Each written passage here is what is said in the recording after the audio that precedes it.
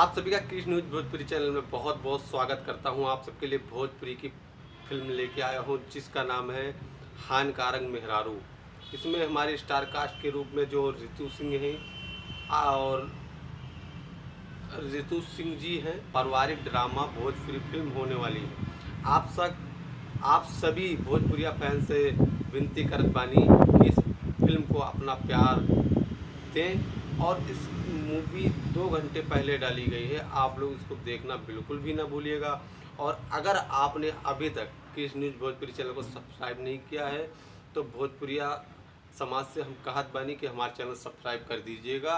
ऐसे ही भोजपुरी की new film का अपडेट पाने के लिए आप सबके बीच में बहुत ज़बरदस्त भोजपुरी फिल्म लाता रहूँगा, आपको हंसाता रहूँगा और मस्त स्वस्थ बनाता रहूँगा। और ये मूवी मेहरारू हानिकारक देखना बिल्कुल भी न भूलें। इसमें हमारी रितु जी और आचार्य जी जैसे बड़े कलाकार आपको देखने को मिल जाएंगे।